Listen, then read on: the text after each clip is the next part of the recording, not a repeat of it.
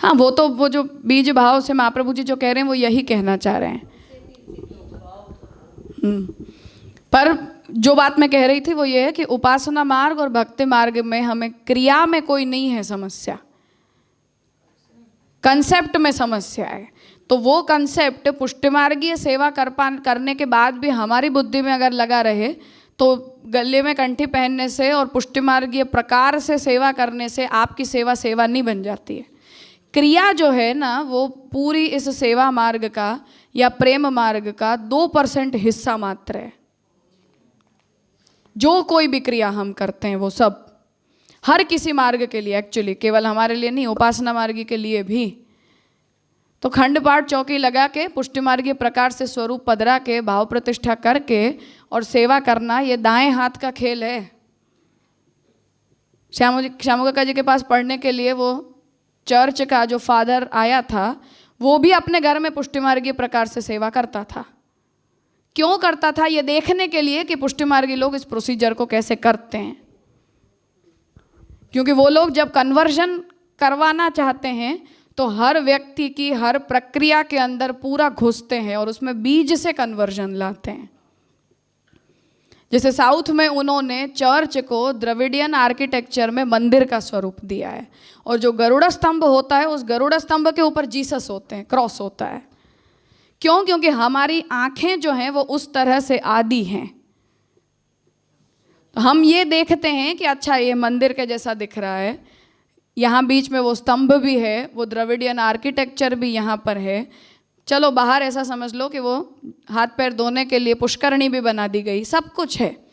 तो हमारी आंखें जो होती हैं वो उससे आदी हैं, इसलिए उस प्रक्रिया को वो लोग पकड़ते हैं कि अच्छा आपको इस प्रक्रिया को आप धर्म समझते हो तो हम प्रक्रिया यही रखेंगे, धर्म बदल देंगे। तो आपको उसमें कुछ भी बदलाव महसूस नहीं होगा। नाम आपको यही रखना है, यही नाम रखो। कपड़े आप ऐसे पहनते हो, कपड़े भी यही रखो। अब बच्चा पैदा होने पर ये कर्म करते हो, कर्म भी वही रखो। उस हद तक वो कन्वर्जन में गए हैं कि जो केरला का डांस फॉर्म है जहां हम अपने पौराणिक चरित्रों को दिखाते हैं, उस डांस फॉर्म में भी अब वो लोग जीसस क्राइस्ट का चरित्र दिखाते हो गए हैं। क्योंकि आप उसे हमारे पहरवेश में और हमारे स्वरूप में देखने की आपको आदत नहीं है, इस रूप में आपको देखने की आदत है, तो हम यही करेंगे। पर बीज आपके अंदर क्या जाएगा? वो हमारे धर्म का जाएगा। बाहरी स्वरूप से क्या होता है, इतना एडेप्शन करते हैं वो। तो आज पुष्टि मार्गीय सेवा का पूरा स्वरूप देकर आप उसका बीज बदल सकते हो, कोई बड़ी बात नहीं है। और अनधिकारी होने के कारण कोई ये कहे कि नहीं हम क्योंकि तंत्र पूजा के अधिकारी नहीं हैं तो हम भागवत मार्गानुसारी कर लेंगे। तो भागवत मार्गानुसारी करने के लिए आप सेवा का, क्रिया का स्वरूप ये रखो और भावना का स्वरूप कुछ और रखो। तो ऐसा मिक्सचर करने में हमने भी मिक्सचर कर लिया, कोई और भी कर लेगा, उससे कुछ भी नहीं होता है। उतना कर लेने से कुछ भी नहीं होता है। तो वो भी उपासना हो सकती है। कहने का मतलब ये है कि पुष्टि मार्गीय सेटअप में की जाने वाली सेवा को भी हम बहुत आसानी से उपासना कह सकते हैं, क्योंकि कंसेप्चुअली आप स्पष्ट नहीं हो कि आप जो कर रहे हो वो कहाँ से जन्य है, ज्ञानेच्छा प्रयत्न से जन्य है या आपके अंदर स्वभाव सिद्ध है। तो उपासना मार्ग के साथ हमारा ये डिफरेंस है। क्रिया में तो खैर ठीक है, वो उसमें तो समय समय पर वो सारी चीज़ें बदलती रहती हैं, तो वो कंसेप्चुअल समस्या है। तो क्रिया को वर्ण से कोई संबंध थोड़ी होता है।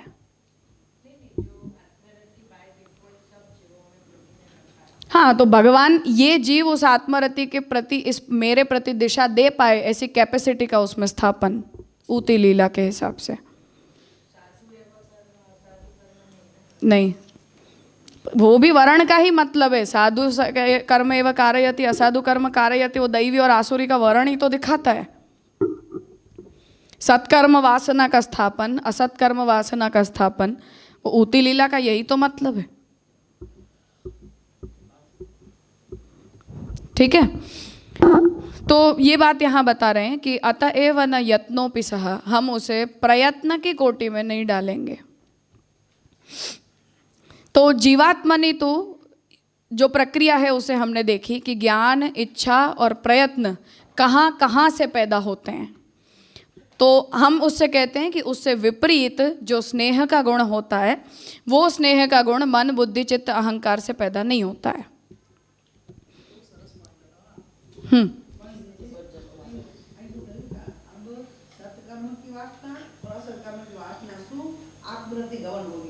नहीं नहीं, आत्मरति को दिशा देने का काम हमारा वर्ण करेगा, वर्ण जन्य ज्ञान कहलाएगा। तो वो तो काम उसी तरह से होगा, परंतु वो स्वभाव सिद्ध होगा, बुद्धि उसे पैदा नहीं करेगी। हमारी आत्मा स्वाभाविक रूप से स्नेह करने का गुण लेके आई है। ये स्टेटमेंट अभी यहाँ हमने दे दिया, पर ये स्टेटमेंट भी बहुत बड़ा है। प्रस्थान रत्नाकर में पुरुषोत्तम जी ने बहुत शांति से, मतलब इस एक स्टेटमेंट के लिए 20-25 पन्नों का वाद किया है। जस्ट कि ज्ञान आत्मा का गुण नहीं होता, पर स्नेह आत्मा का गुण होता है, बस इतना ही बताने के लिए। तो इतना आसान नहीं है इस बात को सिद्ध कर देना, पर एज ऑफ नाउ हम चल रहे हैं इसे कह के, क्योंकि नैयायिक हमारे सामने नहीं आया है।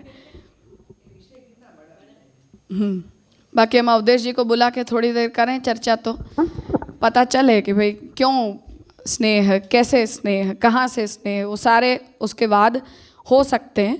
पर अभी के लिए हम ये कह के, सिद्धांत कह के चल रहे हैं कि हम स्नेह को आत्मा का गुण मानते हैं।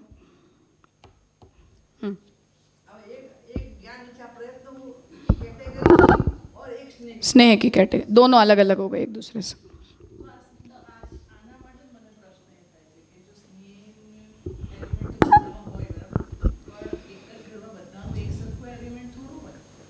ना, नहीं हो सकता है। स्वरूप अलग नहीं होता है, भाव ठीक, वो ठीक है। स्वरूप बोले इसलिए प्रॉब्लम थे, भाव अलग है, वो ठीक है। स्वरूप से समस्या है।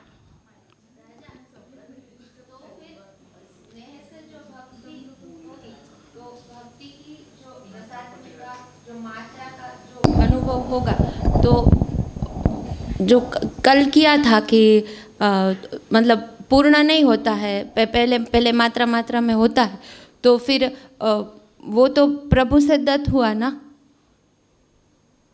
तो थोड़ा ऐसा था कि वो तो स्वभाव सिद्ध है, उसका मतलब हम ये थोड़ी कह रहे हैं कि वो हमारा अपना है।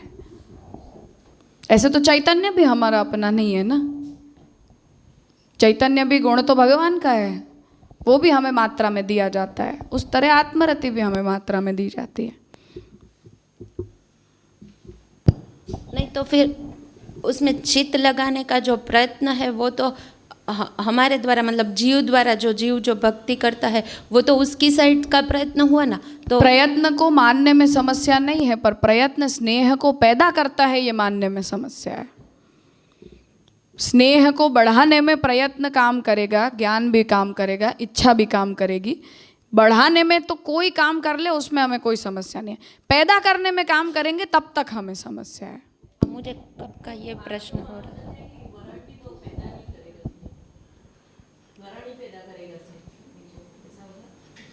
वर्ण से भगवान सिलेक्टिव होते हैं कि इसे आत्मरति को मेरी तरफ दिशा देने का सामर्थ्य आएगा, इस जीव के अंदर नहीं आएगा। नहीं, वर्णजन्य नहीं होगी। वर्ण से भगवद अभिमुख्य का अधिकार मिलेगा। आत्मरति को भगवद अभिमुख बनाने का अधिकार वर्ण से मिलेगा, जन्य नहीं होगी ना। हाँ, इसकी नहीं होगी, ऐसा भगवान निर्णय करते हैं, वो वर्ण से इतना ही होता है बस। राजा, आपने कहा ना कि ज्ञान, आपने एक प्रश्न उठाया बीच में कि ज्ञान अगर न्याय मत जैसे मानता है कि ज्ञान इनबिल्ट है ही, आत्मरति जैसे हम मानते वो ज्ञान मानते, उसका क्या हुआ फिर? उतना थोड़ा समझा दीजिए ना। ज्ञान अगर हुआ फिर तो जैसे हम आत्मरति को प्रयत्न बनाने में हमें समस्या है, ऐसे उन्हें ज्ञान को बुद्धि से जन्य मानने में समस्या है। तो वो लोग तो, लेकिन वो उनके मत में तो वो ऐसा मानते हैं ना कि ज्ञान है ही, मतलब हाँ, आत्मरति के हाँ। जैसे। हम ऐसा नहीं मानते, तो फिर वो आत्मरति को कैसे मानेंगे? ऐसे आत्मरति तो को वो ज्ञान के प्रकार विशेष के रूप में मानते हैं। ठीक, ज्ञान के प्रकार विशेष के। तो वही इसीलिए तो कहा ना कि आप ज्ञान का प्रकार, ज्ञान आराध्यत्व है ना, ज्ञान को आप मान लो। हाँ बस बस तो हमें उसमें ये समस्या हुई कि नहीं, ज्ञान को हम भक्ति नहीं कहेंगे, ठीक। क्योंकि फिर से वो जन्य हो जाएगी। हाँ बस हो गया। वरण आत्मरति नहीं है। वरण बस आत्मरति को भगवद अभिमुख बनाने का अधिकार देता है। हाँ, अभी अभी तो निष्कर्ष क्या कि आत्मरति है क्या? भगवान के आनंद गुण धर्म का अंश सभी में है, पर हर किसी की आत्मरति को भगवान अपने प्रति अभिमुख बनाना नहीं चाहते हैं। वरण ही करेगा तो अधिकार वरण देगा, पर अधिकार आत्मरति को पैदा, वरण आत्मरति को पैदा नहीं करेगा। हाँ, वो आत्मरति है, वरण है वो अधिकार। अभी आपने ये जो प्रश्न था उसमें कहा ज्ञान का प्रकार, और ज्ञान अगर फिर स्वधर्म है तो फिर बात तो एक ही हो जाएगी। तो न्याय की बात हम मान लेंगे तो हमारे साथ ये आपत्ति हो ही जाएगी। नहीं, मैं न्याय के ही पक्ष से कह रहा हूँ कि अगर आत्मरति को ज्ञान का प्रकार माना और ज्ञान अगर स्वतः सिद्ध है तो फिर तो वही बात एक ही हो जाएगी, तो उन्हें वहाँ फिर। पर आत्मरति, ज्ञान और आत्मरति ये दोनों एक की अलग प्रकार, ज्ञान का ही प्रकार रूप अगर मान, तो उसका मतलब ये है कि ज्ञान और आत्मरति एक ही बात है। हाँ वही कह रहा हूँ। तो हम नहीं मानते हैं ना उस बात को, उसी पर हमने आर्ग्यू किया। नहीं, मतलब मेरा कहने का अर्थ ये है कि वहाँ पर फिर जन्यता तो स्वतः सिद्ध हो जाएगी, अगर प्रकार भी मान लिया तो भी नहीं, क्योंकि वहाँ तो वो बुद्धि का गवर्नेंस चलता है फिर अभिमुख बनाने के लिए। मतलब यहाँ पे जो भेद, वहाँ ज्ञान शब्द का मतलब नॉलेज नहीं है। जो काम हम अहंकार का मानते हैं ना, वो काम उसे ज्ञान शब्द से कहते हैं। सत्ता की अनुभूति, मैं हूँ इस ये अनुभूति, ये आत्मा में स्वभाव सिद्ध होती है। जो काम हम एडिशनली अहंकार से मानते हैं, वो काम वो लोग अहंकार को न देके और आत्मा को देते हैं। तो ज्ञान का मतलब समझ नहीं है, अपने होने का, अस्तित्व का भान, जो चैतन्य का काम होता है उसे वो लोग ज्ञान गुण कहते हैं। और वो स्वतः सिद्ध है, वो स्वतः सिद्ध होता है क्योंकि तो आत्मा का धर्म है।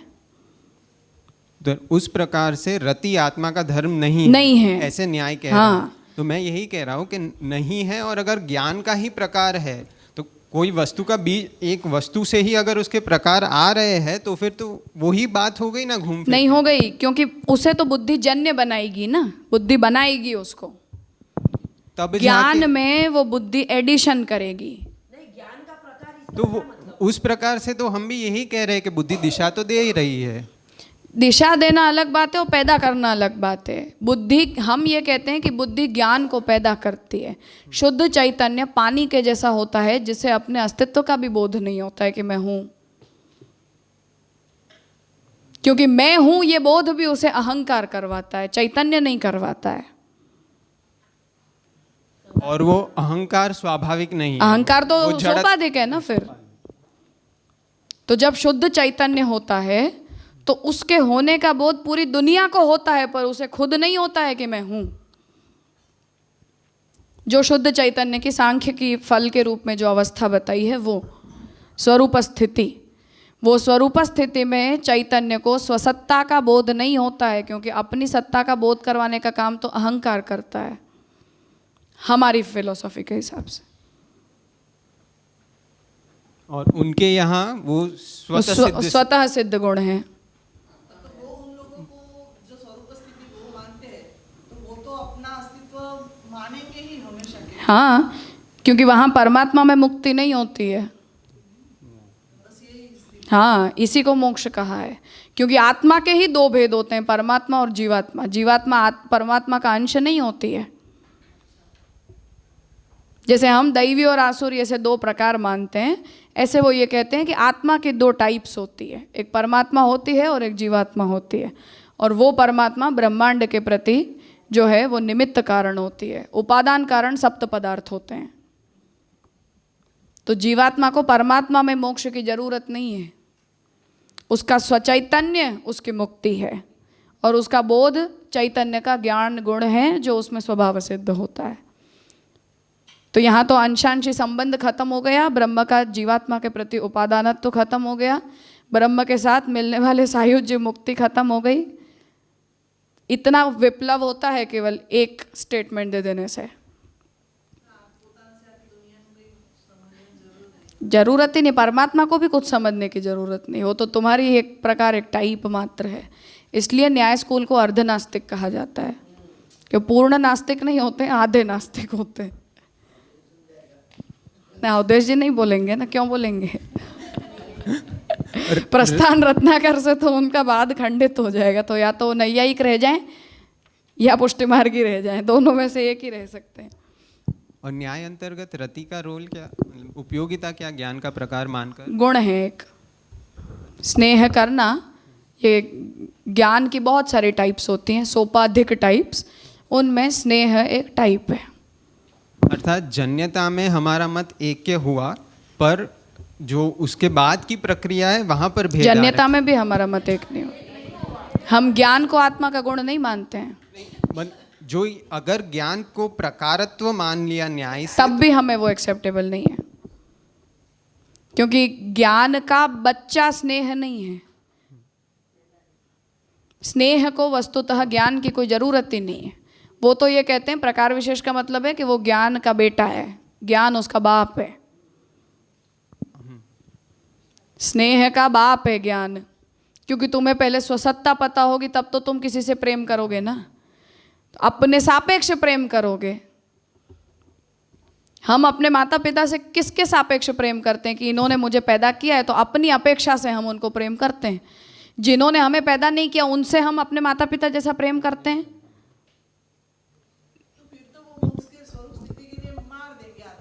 हाँ, तो कुछ भी करो ना, उसकी जरूरत ही नहीं है हमें। निरपेक्षता नहीं रह जाती है प्रेम में, मुद्दा इतना है। क्योंकि भगवान मुझसे रिलेटेड है इसलिए मैं भगवान से प्रेम करती हूँ, ये एक बात है। और मैं अपने आप से भी इसलिए प्रेम करती हूँ क्योंकि भगवान मुझसे रिलेटेड है, ये बहुत बड़ी बात है। दो अलग अलग चीजें हैं। तो मुझसे रिलेटेड है इसलिए मैं भगवान से प्रेम करती हूँ, ये तो उपासना है।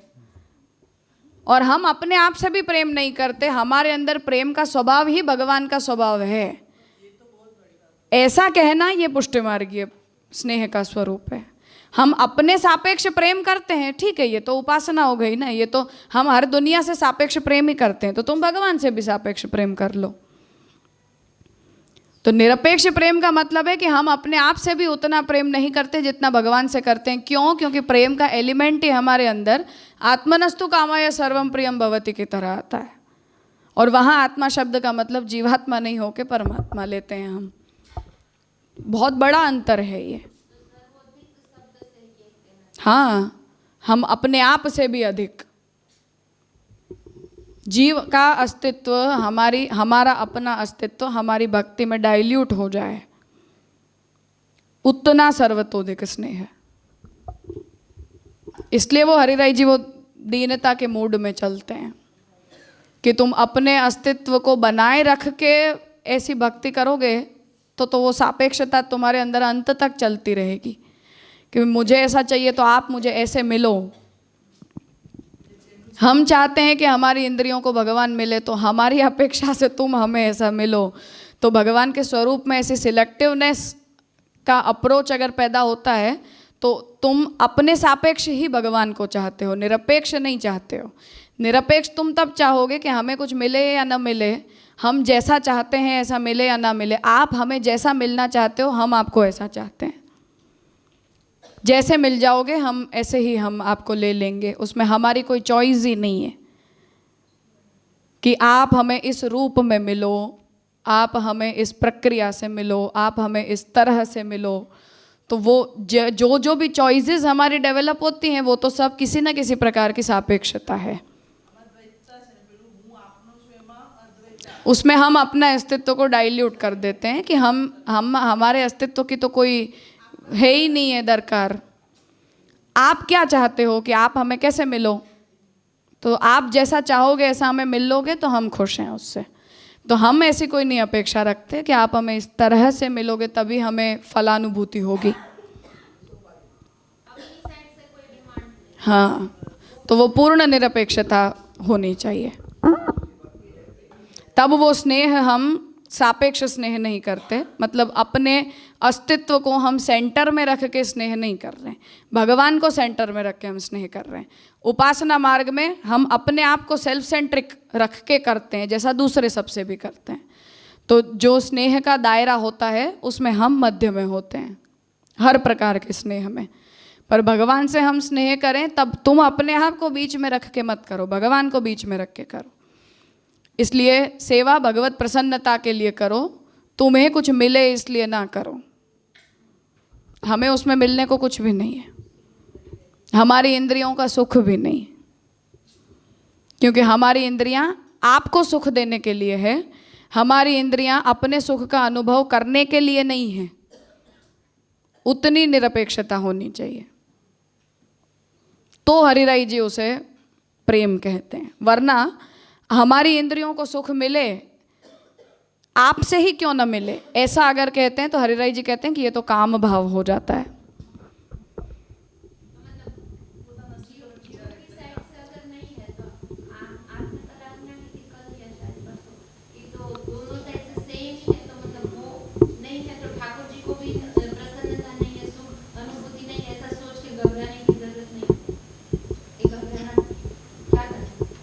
हमें दुख हो तब भी ठाकुर जी को सुख हो तो वो हमारा सुख है।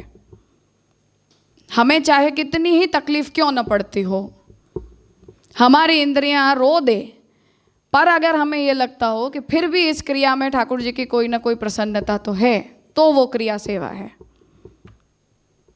आप अपनी इंद्रियों को पहले लाते हो या ठाकुर जी का सुख पहले लाते हो, ये है मुद्दा उसमें। व्रजभक्तों को ठाकुर जी को मथुरा जाने देने में कोई सुख नहीं था, उनकी इंद्रियों को कोई सुख नहीं मिला है। प्रभु पधार गए, जिसके लिए गुस्सा होके वो ये कह देते कि आप तो भंवरे के जैसे हो, रस मिला तब तक ठीक, बेकार हो गए तो हमें छोड़ के निकल गए, बस अब हमें ज़रूरत नहीं है। तो ये स्टेटमेंट को जो है वो हम ये कहते हैं कि ये तमस है किसी प्रकार का। डायलॉग को, केवल डायलॉग को तमस कहने में मतलब है वो व्यक्ति सर्वतः तमस हो गया, ऐसा मतलब नहीं। ऐसे तो माता पिता भी गुस्सा हो जाते हैं तो कह देते हैं हमें कुछ कुछ, हम तुम्हारा इतना ध्यान रखते हैं, पर वो कोई एहसान थोड़ी जता रहे हैं हमारे ऊपर। गुस्सा आ जाता है तो बोल देते हैं हम फ्लो में, ऐसे निकल गया। तो कोई पूर्णतः वो व्यक्ति ने सापेक्ष हो के हमें पाला, ऐसा थोड़ी होता है। तो वो एक दो स्टेटमेंट अलग बात होती है, आवेश में आके हम कुछ बोल गए।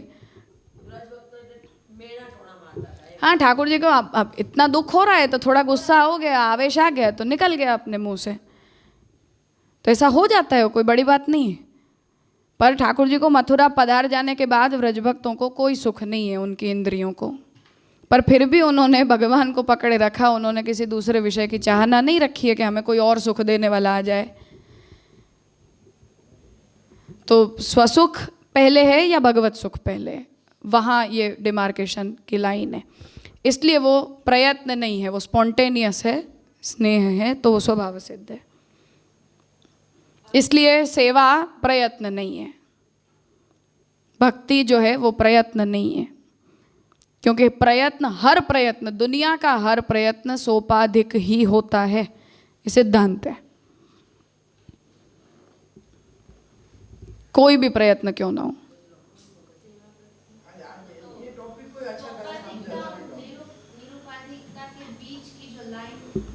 वो ही बता रहे हैं कि इसीलिए हम अपनी सेवा को प्रयत्न टाइटल नहीं देना चाहते, क्योंकि प्रयत्न सोपाधिक होता है।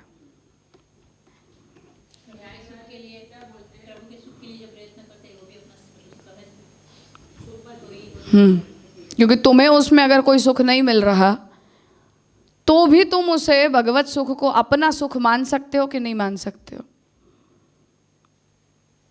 ठाकुर जी के सुख को हम अपना सुख बना सकते हैं कि नहीं बना सकते। हाँ, तब वो निरुपाधिक होता है। हम अपने सुख में ठाकुर जी के सुख को फिट करने की कोशिश करते हैं तो वो सोपाधिक हो जाता है।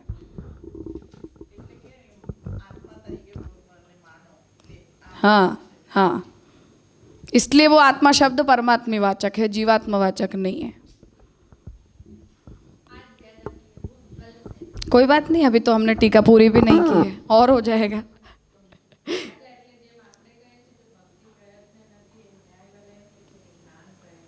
स्वभाव सिद्ध गुण है वो आत्मा का। फिर सबको ऐसा लगा नैयायिक क्यों बीच में आ गए, ऐसा होता है। अभी सबको मजा इसलिए आ रहा है क्योंकि महाप्रभु जी की बातें आ रही है, इसलिए। तो ये पूछते नहीं तो हमें जवाब ही देने की जरूरत नहीं थी ना। तो तज्जन्यत्व भावादेव न तद यत्न रूपता। तो बुद्धि से ज्ञान की तरह स्नेह जन्य न होने के कारण यत्न रूप नहीं है, स्नेह प्रयत्न नहीं है। इसको ट्रांसलेट कर लोगे तो हो जाएगा ना।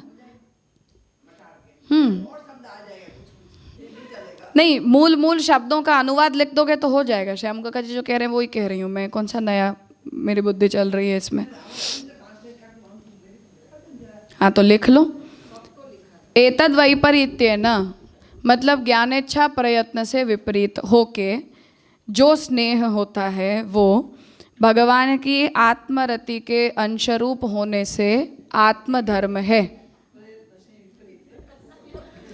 ज्ञान इच्छा और प्रयत्न से विपरीत, ज्ञानेच्छा प्रयत्न से विपरीत जो स्नेह है वो भगवान की आत्मरति का अंश होने से,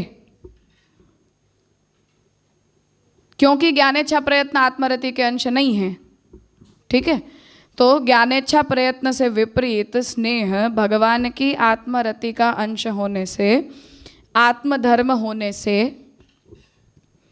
भगवान की आत्मरति का अंश है इसलिए वो हमारी आत्मा जैसे भगवान का अंश है ऐसे वो आत्मरति भी हमारी आत्मा में अंश रूपेण है।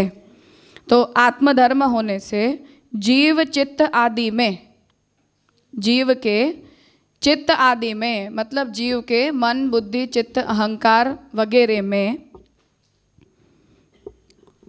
स्नेह का आविर्भाव होने पर भी, जीव के चित्त आदि में स्नेह का आविर्भाव होने पर भी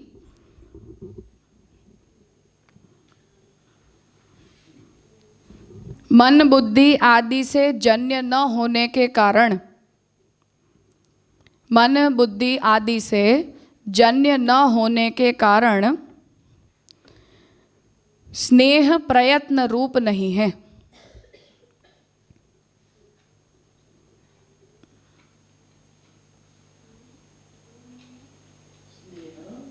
प्रयत्न रूप नहीं है।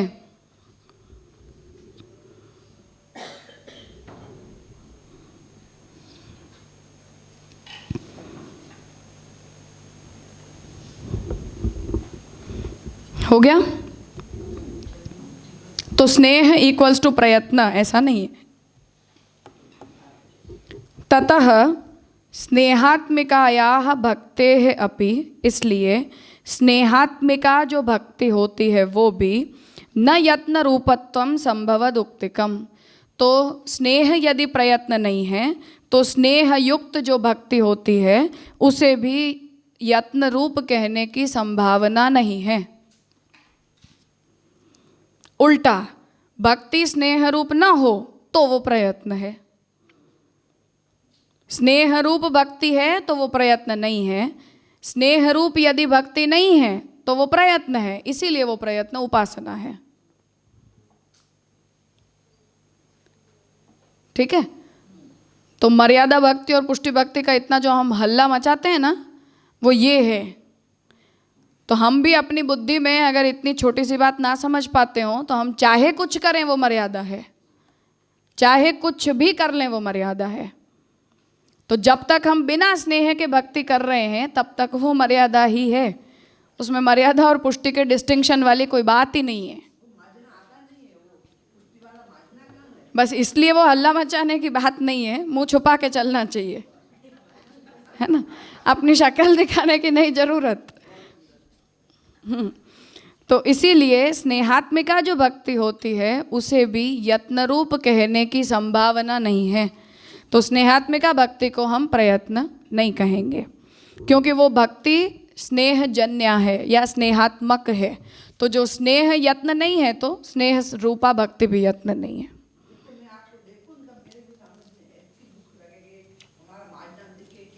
किसी का माजना नहीं, मेरा भी कुछ भी नहीं है, अपने से ऐसा होता तो था ही कुछ नहीं। समझना हमें सब चाहिए, ठाकुर जी समझते हैं तो हमारी बुद्धि हमें ठीक दिशा में लेके पकड़ के चलती रहती है बस। बाकी माजना तो खैर किसी का ही नहीं, सब ऐसे ही चल रहे हैं, कुछ कुछ कर रहे हैं। हम महाप्रभु जी के इतने वचन पढ़ लिए, श्यामुका की तरह हमें समझ में आता है? नहीं आता है। तो चाहिए हमें पकड़ के रखने वाला कोई चाहिए। अब श्यामुका जी के से पढ़ रहे हैं तो हमें समझ में आता है कि ठीक है महाप्रभु जी कहना ये चाहते हैं। बाकी महात्म्य ज्ञान पूर्वक सुदृढ़ सर्वतोदिक स्नेह की इतनी व्याख्या हमारे बस की क्या कि हम समझे। एक ही लाइन चल रही है, महात्म्य ज्ञान पूर्वक सुदृढ़ सर्वतोदिक स्नेह, उसी के ऊपर इतना सिर दर्द है। हम निबंध ऐसे पढ़ा के 1 साल में पूरा करके बैठ जाते। तो फिर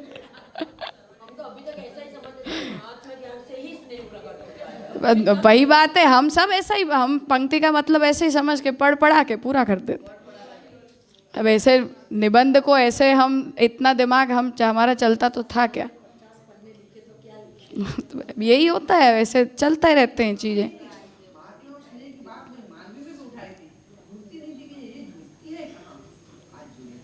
हम बस अब यही है समस्या, अपन इतनी हर चीज़ उतनी उपस्थित नहीं रहती है ना, प्रॉब्लम हमारे साथ ही होती है।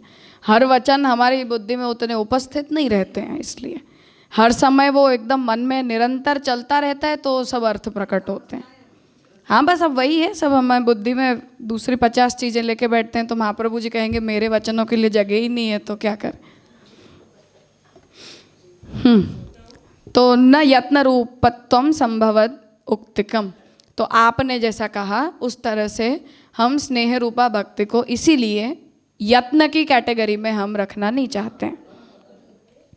शिष्टौ द्वेषादृष्ट विषय कहतु कल्पौ निगद व्याख्यातौ, तो जो शिष्ट लोग होते हैं उन्होंने द्वेष की दृष्टि से जो भी विषय को देखा है उन सब कल्पनाओं का इस प्रकार से मैंने व्याख्यान किया।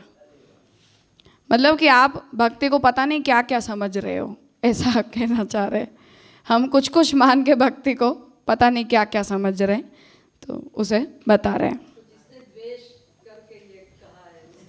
हाँ मतलब आप कभी भक्ति को ज्ञान कहना चाहते हो, कभी भक्ति को कर्म कहना चाहते हो, कभी भक्ति को कहीं डाल देते हो, तो आपको भक्ति के स्वरूप के विषय में कोई समझ ही नहीं है, इसलिए लोग भक्ति की ज्ञान में कर्म में व्याख्या करते रहते हैं।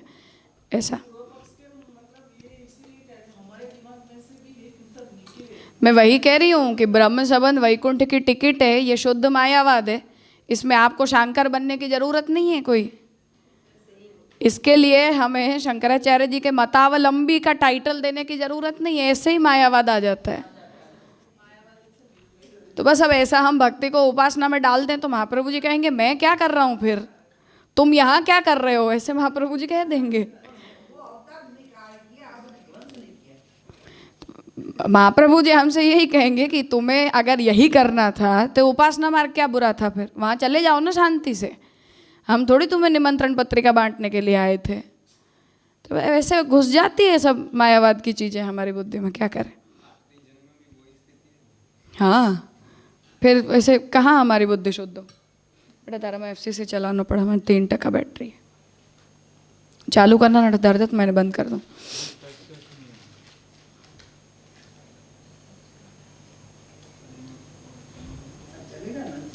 मैंने चलावा वांधो ना थी ना तो हम कर रहे हैं अभी, तो आधा घंटा है तो कोई बंद नहीं करेंगे,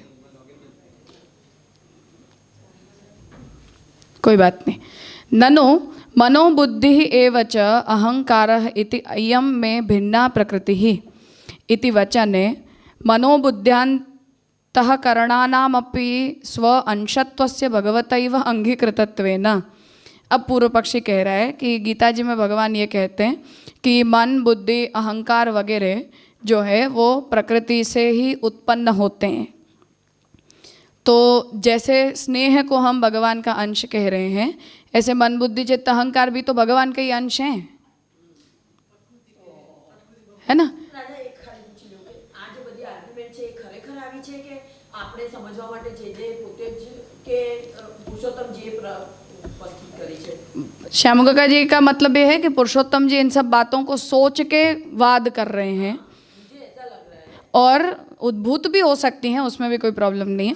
और इनमें से बहुत सारी आर्ग्यूमेंट ऐसी हैं भी कि जिन्हें पुरुषोत्तम जी ने निबंध के आवरण भंग में भी आंसर किया है और प्रस्थान रत्नाकर में भी किया है, उद्भूत भी किया है, और बाकी जो थॉट्स हैं चल रहे हैं उन सब के हिसाब से ये प्रश्न उपस्थित हो भी सकते हैं। मैं इसलिए ऐसा सोच रही हूँ क्योंकि किसी की इतनी बुद्धि नहीं चलती है कि इतनी काउंटर आर्ग्यूमेंट कर सके। वो इसलिए क्योंकि हमें पूर्व पक्ष जो होता नहीं, पूर्व पक्ष हमें उपस्थित नहीं होता है ना, इसलिए ऐसे होता है। आज ऐसा समझो कि हम भक्ति रसत्वाद हम लोग पढ़ रहे हैं, हम सामने एक न्याय वाले को बिठाएं, एक शंकराचार्य जी को बिठाएं, एक सांख्यवादी को भी हम बिठा दें, व्याकरण वाले को भी हम बिठा दें, सबको बिठाकर हम यहाँ पर बैठेंगे तो ये सारी आर्ग्यूमेंट आएंगी कि नहीं आएंगी? तो पूर्व पक्ष ये कहेगा ना कि ज्ञान आत्मा का गुण होता है या आत्मरति ज्ञान का आत्मा का गुण होती है। तो ऐसे सामने होते हैं तो उपस्थित हो जाता है ना सब पूर्व पक्ष। हाँ, मतलब सामने कोई वादी उपस्थित न भी हो तब भी वो मत से वाद उपस्थित किया जा सकता है। और जहाँ तक बात पुरुषोत्तम जी की है, तो पुरुषोत्तम जी तो हर मत के एक्सपर्ट को अपने साथ लेके चलते थे हमेशा ही। हाँ, मतलब कोई मायावादी, कोई हर एक का रिप्रेजेंटेटिव व्यक्ति पुरुषोत्तम जी के साथ ही रहता था हमेशा।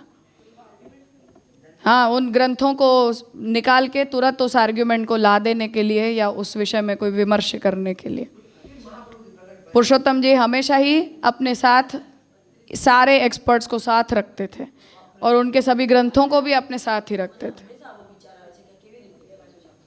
हमेशा अपने साथ रखते थे। वो डूमा से वहाँ पधारते थे तो उन सबको साथ लेके जाते थे। मतलब 32 गाड़ा भर के पुस्तक भी साथ जाएंगी और उन सब के हर शास्त्र के एक्सपर्ट भी आपके साथ जाएंगे, सब आपके साथ रहेंगे और आपको जब जिसकी ज़रूरत पड़ेगी वो तुरंत उसका जवाब देगा, उस तरह से। और ये पुरुषोत्तम जी की टीका के आधार पर तो जामुबा ने किया। हाँ, तो वो तो वाद की व्याख्या कर रहे हैं ना श्याम काका जी। तो ये टीका पर के आधारित है ना कि खुद का है श्यामुदा? नहीं नहीं, पुरुषोत्तम जी के वचन की व्याख्या कर रहे हैं। नहीं, व्याख्या खुद कर रहे हैं, वचन तो है ना, वो अपराध के ऊपर। हाँ, तो उद्भूत हैं ये, उन उन मतों से प्रकट होती आशंकाएं हैं ये। तो पूर्व पक्षी यहाँ ये बात कह रहा है कि जैसे हम आत्मरति को भगवान का अंश कहते हैं, उसी तरह भगवान गीता जी में ये कहते हैं कि मन, बुद्धि, चित्त, अहंकार भी मेरे ही अंश होते हैं। तो उनसे जन्य ज्ञानेच्छा प्रयत्न को भी हमें भगवद अंश रूपा मानना चाहिए, उसे भी हमें स्वभाव सिद्धि कह देना चाहिए। उन्होंने क्या बिगाड़ा ऐसे?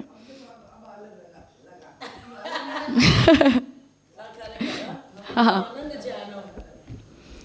तो स्वांशत्वस्य, तो भगवान ने खुद ही उसे अपने अंश के रूप में अंगीकृत किया होने से भक्ते है मनोबुद्ध्याद्यंतःकरण जन्यत्व का बाधा। तो फिर हम उस भक्ति को यदि मन, बुद्धि, चित्त, अहंकार से जन्य कह दें तो उसमें क्या समस्या है, क्योंकि वो भी अंश रूपा ही सिद्ध होंगे। इति चेद अत्र ब्रूमः, अगर ऐसा कोई कहता है तो उसे जवाब देते हैं कि सच्चिदानंदस्य ब्रह्मणः सदंश रूपाणि ही एतानि मनोबुद्धि अहंकार चित्तानि। तो जो सच्चिदानंद ब्रह्म हैं उनके सदंश के सत गुणधर्म के अंश रूप मन, बुद्धि, चित्त, अहंकार वगैरह होते हैं। जीवात्मा तो चिदंश रूप हो, और जो जीवात्मा होती है वो भगवान के चैतन्य की अंश होती है। भक्ति ही तो पुनः आनंद अंश संभूता, और जो भक्ति होती है वो तो भगवान के सतगुण से पैदा नहीं होती, चित्त से भी पैदा नहीं होती, आनंद गुण से पैदा होती है।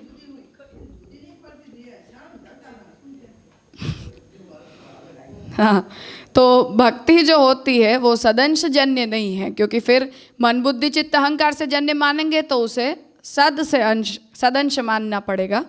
तो कहते हैं कि वो आनंदांश संभूता, वो आनंदांश से उत्पन्न है। पूर्व निर्दिष्टाभ्याम नवा अरे सर्वस्य कामाय सर्वं प्रियं भवति आत्मनस्तु कामाय सर्वं प्रियं भवति एतस्यैव आनंदस्य अन्यानि भूतानि मात्राम उपजीवन्ति इति श्रुत्याभ्याम इति। तो ये बात हमें इस श्रुति से समझ में आती है कि जो यहाँ जो काम शब्द है वो स्नेह के अर्थ में है। तो जो स्नेह है, प्रियता है, वो प्रियता स्नेहात्मिका बनती है। तो प्रिय को जो है वो भगवान आनंद जन्य बता रहे हैं, इसलिए हम उसे सदंशभूत नहीं मान सकते हैं। इह साधारण तेह अपि आनंदंशत्वं स्वीकृतं तत्र आनंद रूपस्य भगवतः प्रसादेन संजातायाः। तो ये साधारण होने पर भी, अर्थात सर्वसाधारण को भगवान वो प्रियता, हर अंश भगवान का जो है वो भगवान की उस प्रियता की मात्रा का अनुभव करता है, ऐसा कहने पर भी उसकी आनंद अंश रूपता स्वीकारी गई है। वहाँ जो आनंद रूप भगवान का प्रसाद होता है, वो आनंद का जो प्रसाद होता है उसे संजातायाः तदेक विषयिण्याः भक्तेः, तो प्रसाद के रूप में उत्पन्न भगवद विषयक का जो भक्ति होती है, अर्थात ऐसी भक्ति जो भगवान के अतिरिक्त किसी अन्य को अपना विषय न बनाए, ऐसी जो भक्ति है वो आनंदांशत्वे शंका अनवसर पराहतैव। तो वो भक्ति आनंदांश रूपा होने के कारण आपने जो शंका उपस्थित की, उस शंका का कोई ग्राउंड है ही नहीं।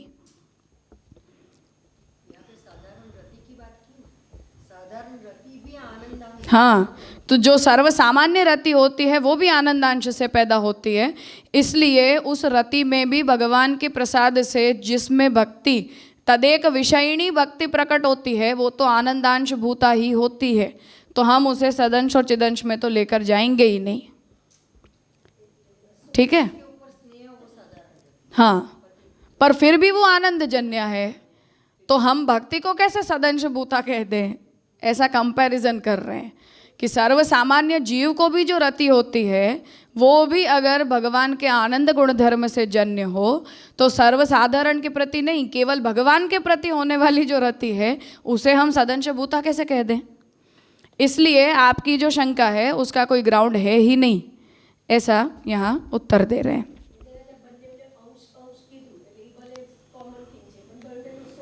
सोर्स अलग है, एक जो है वो सदंश से पैदा होती है, दूसरी आनंद से पैदा होती है, इसलिए वो हम उन्हें मनोबुद्धि अहंकार चित्त से जन्य नहीं कहेंगे।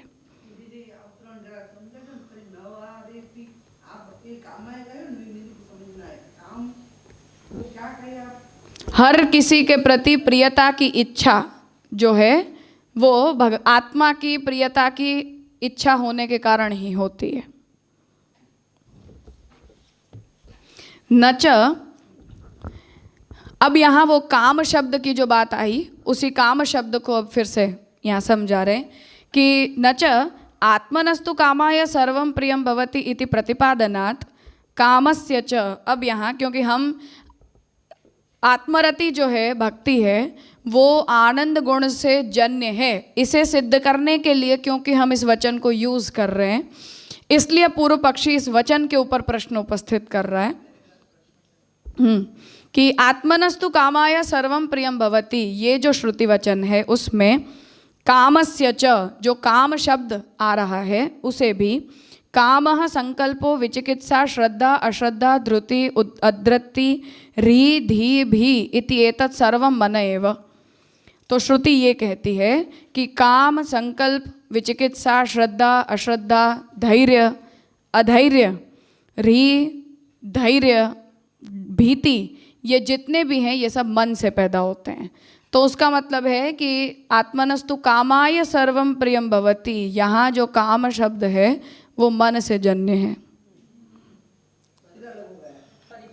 फिर ये प्रश्न हुआ कि आप ये कहते हो कि आत्मनस्तु कामाय सर्वं प्रियं भवति, इस वचन से आप जो है वो भक्ति को आनंद जन्य कह रहे हो, पर श्रुति ये कहती है कि ये जो काम है वो तो मन से पैदा होता है। तो अब आप ये बताओ कि काम मन से जन्य हुआ, तो फिर आपकी भक्ति जो है वो सीधी आनंद जन्य कैसे हुई, वो मन जन्य क्यों नहीं हुई? ठीक है, तो इति कामायैव सर्वस्य प्रियता प्रतिपादिता। तो ये श्रुति वचन कहना क्या चाहता है कि काम के द्वारा, मतलब हमारे मन में इच्छा होती है, एक प्रकार की कामना होती है, तो कामना के द्वारा ही सबकी प्रियता बताई गई है। श्रुति क्या कहती है कि आत्मनस्तु कामाय सर्वम प्रियम, चतुर्थी है उसके अंदर। तो आत्मा की कामना से ही हर वस्तु में प्रियता का बोध हमें होता है। तो प्रियता कामजन्य है, ठीक है, तो काम मनोजन्य है फिर श्रुति के हिसाब से। तो ये प्रश्न आता है, अतः मनसिजः काम एव प्रियता मूलम, इसलिए मन से पैदा हुआ काम ही प्रियता का मूल है। तो अंततः प्रियता का मूल मन हुआ, नापि कामस्य अब्रह्म धर्मत्वम आशंकनीयम। अब आप ये भी मत कहो कि काम ब्रह्म का धर्म नहीं है, मतलब काम मन जन्य है, तो हम ये कहें कि मन से जन्य काम अलग हो गया और दूसरा काम अलग हो गया, ऐसा भी आप नहीं कह सकते हो। क्यों नहीं कह सकते? क्योंकि सो अकामयत बहुश्याम प्रजायेय, क्योंकि ब्रह्म ने भी कामना की है। तो ब्रह्म ने भी कामना की है, उसका मतलब कि कामना ये ब्रह्म का धर्म है। तो सो अकामयत बहुश्याम प्रजायेय कामः तदग्रे समवर्ततादि मनसो रेतः प्रथमम यदासीत। तो कामना जो है वो सबसे पहले भगवान ने प्रकट की और उसी कामना के प्रकट होने से सृष्टि प्रकट हुई। तो कामना को ब्रह्म के धर्म के रूप में श्रुति ने कहा। इत्यादि वचनेषु कामस्यापि सृष्टौ हेतुत्व निरूपणात्। तो ये जो दोनों वचन हैं, इससे जो काम है वो सृष्टि की उत्पत्ति का हेतु है और वो काम ब्रह्म का धर्म है, ऐसा समझ में आता है। आनंदाद्येव खलु इमानि भूतानि जायन्ते इति वाक्यांतरेण। अब दूसरा वाक्य ये कहता है कि ये पूरी सृष्टि आनंद से पैदा होती है। तो आनंद से ही उत्पन्न होती है, आनंद में ही स्थिति करती है, आनंद में ही लीन होती है, ये एक और वाक्य है। तो जन्यता, स्थिति और लय तीनों आनंद जन्य है और काम जन्य है। उसका मतलब कि काम और आनंद एक हैं, ठीक है। दो श्रुति है, फिर से वो गुणोपसंहार न्याय जो भाष्य में महाप्रभु जी यूज कर रहे हैं कि शब्द भले आनंद है, शब्द भले काम है, पर उस कार्य का उपसंहार किस में हो रहा है? जन्यता में हो रहा है। तो उसका मतलब कि काम और आनंद एकार्थवाची हैं। ऐसा गुणोपसंहार न्याय से हम इन दोनों वाक्यों से अर्थ निकाल सकते हैं, प्रक्रिया से। तो आनंदाद्येव खलु इमानि भूतानि जायन्ते इति वाक्यांतरेण, ये एक और वाक्य हमें मिल रहा है। तो इस वाक्य के द्वारा संवादेतु कामस्य आनंदात्मकत्वमपि निष्प्रत्यूहम। तो ये जो संवाद है, संवाद मतलब कि पहले के वचन और इस वचन, इन दोनों को हम उनका संवाद, विसंवादी नहीं होके एकार्थ में अगर हम उनका ग्रहण करते हैं, तो काम की भी आनंदात्मकता बिना किसी विवाद के सिद्ध होती है, ठीक है। तो निष्प्रत्यूहम इति भक्तेः काम रूपता प्रतिषेध पुरस्सरम, इसलिए भक्ति को हम काम रूप कह दें तो रति रूपत्व स्थापने न किमपि तारतम्यम सिद्ध्यति। इसलिए जिस रति को, परमात्मा विषयक रति को आप भक्ति कह रहे हो, उसे हम काम के द्वारा परिभाषित कर दें, काम को हम आनंद के द्वारा परिभाषित कर दें और काम को हम मनोजन्य कह दें, इसलिए हम भक्ति को मनोजन्य कह दें। ये पूर्व पक्ष है। स्पष्ट हो गया? तो काम और आनंद समानार्थी शब्द की तरह यूज हो रहे हैं श्रुति में, और कामजन्य भी सृष्टि है ऐसा कह रहे हैं। काम ब्रह्म का धर्म कहा जा रहा है, तो कामजन्य रति, रतिजन्य भक्ति, मनोजन्य काम और वो ब्रह्म का धर्म, इसलिए भक्ति मन से जन्य, ऐसा संबंध आप बिठा दो। हाँ, मतलब जो पहले की बात आई उसके साथ इसे हम अगर सिद्ध करते हैं, तो जो रति है इसे आप स्वतंत्र कहना चाह रहे थे, वो स्वतंत्र न रह के काम रूप बनी, इसलिए भक्ति भी काम रूप बनी। काम मनोजन्य होने से भक्ति मनोजन्य सिद्ध हुई। मतलब बिना किसी विवाद के पक्का 100% भक्ति को आप इस तरह से कह सकते हो। तो न किमपि तारतम्यम सिद्ध्यति, तो आप रति को और काम को हम पहले अलग करना चाह रहे थे ना, पिछला सेशन याद कर लो, पिछले सेशन में हमने रति को और काम को अलग अलग कर दिया था, उसे कह रहे हैं कि वो भी आपकी बात स्टैंड नहीं करती है, क्योंकि यहाँ इस तरह से इसकी व्याख्या की गई है। किंच भक्तेः रतित्वेपि रतिः मनोनुकूले अर्थे मनसः प्रवणायितम इति परिभाषया न कामेन प्रभेदः कश्चन इति वाच्यम। और आप जो ये कह रहे थे कि नहीं रति और काम ये दोनों अलग अलग होते हैं, इसलिए जब हमने ये आर्ग्यूमेंट किया था कि कामना को यदि हम भक्ति कह देते हैं तो सुख मूलिका स्वर्ग की कामना को भी हमें भक्ति कहना पड़ेगा। तो सुख मूलक जो मन का धर्म होता है वो रति कहलाती है, और वो रति भक्ति इसलिए नहीं है क्योंकि सुख मूलक इच्छाएं तो स्वर्ग की भी होती हैं। तो वो जो हमने भेद किया था वो भी आप भेद इसलिए नहीं कर सकते क्योंकि भक्ति को अगर हम रति रूप कहते भी हैं तो रति की परिभाषा साहित्य दर्पण क्या देता है वो आप देख लो। तो साहित्य दर्पण ये कहता है कि रति शब्द का मतलब होता है मन के अनुकूल अर्थ में मन का जुड़ना। तो मन को अपने से अनुकूल जो कुछ भी लगता है उसमें हमारा मन प्रवण हो जाता है, उस प्रक्रिया को आप रति कहते हो।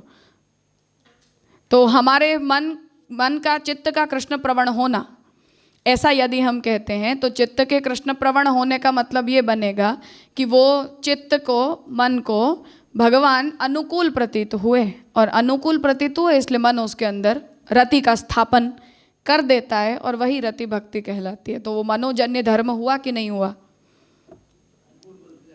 हुआ।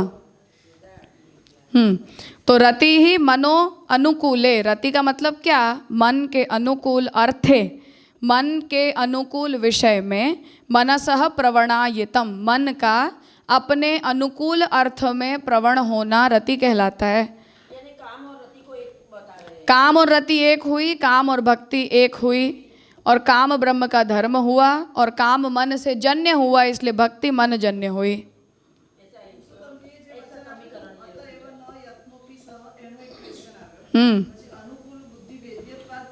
वो चल रहा है।